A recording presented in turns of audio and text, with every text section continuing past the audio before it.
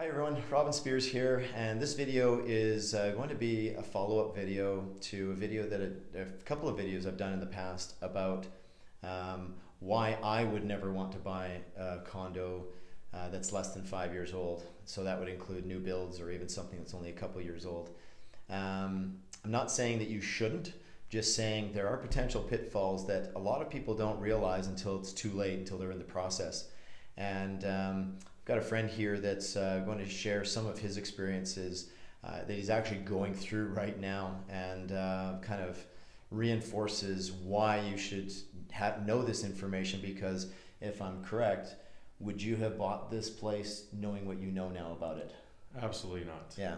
So, I mean, again, I want to reiterate, not saying that you don't buy something brand new, but it is important that you know what could happen. So if any of these things are things that could make a really big difference to you, then maybe you shouldn't. Maybe buying brand new is not for you. It's not for everybody. Just like buying is not for everyone. Some people should be renters. They're better suited for that. So anyway, do you mind sharing some of the stuff that you've gone through? Yeah. So really the first thing was the amount of time it really took for this new build project.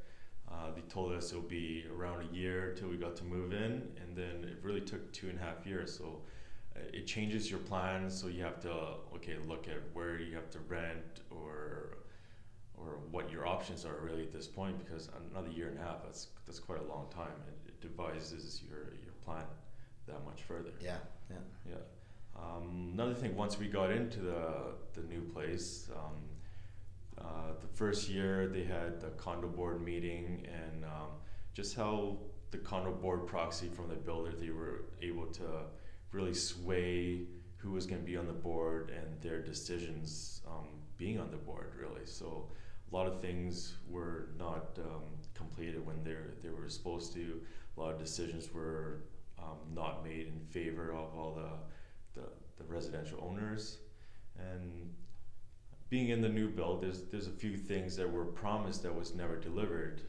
For example, the square footage we had, it was misrepresented, along with things like the ceiling heights were much shorter than what they were promised in the first place. What were they supposed to be? They were supposed to be 9-foot ceilings. And what did they end up being? So they ended under up 8 feet, 7'8". So that was a major difference. That was quite a disappointment, especially that. So that could really bring the value of your home down as well. Of course it will. Yeah, that's brutal, because the average place I think is 8 feet high.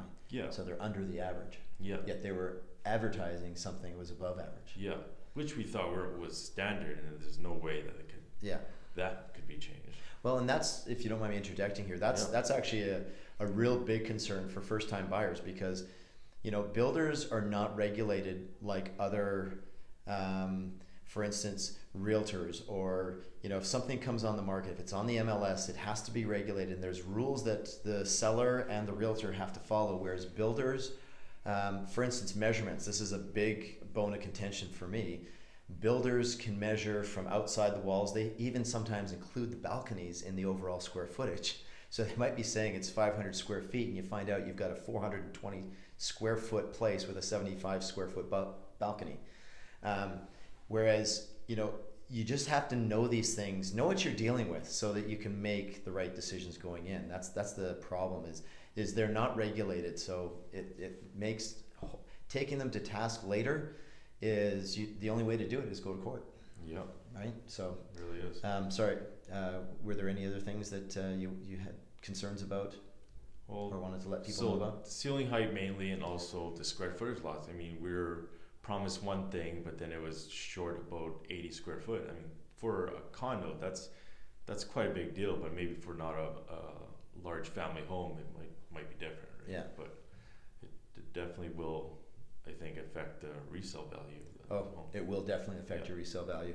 Plus, when people are when they get the bad news or discover that it didn't turn out to be what they were wanting, when they do try to sell, a lot of them try to sell once, and then, so that doesn't give a good impression either. No. When you've got, a 100-unit building where there's, 20, 25 units for sale, that looks like a mass exodus. Yeah. And of course, it also gives buyers a lot of choice, so it creates competition for you, and of course, all those things combined are going to hurt your resale value. Yeah. So, was there anything else that you wanted to share, or did we cover it? I think we pretty much covered everything. So I guess the bottom line is talk to a professional, and a professional that you trust, because like I said, it's not that you shouldn't buy something brand new, but you've got to know ahead of time what the potential pitfalls are. And if you're scared of any of those potential pitfalls, then maybe buying a brand new place is not for you. But anyway, no matter what you do, get your information ahead of time so that you can make educated decisions.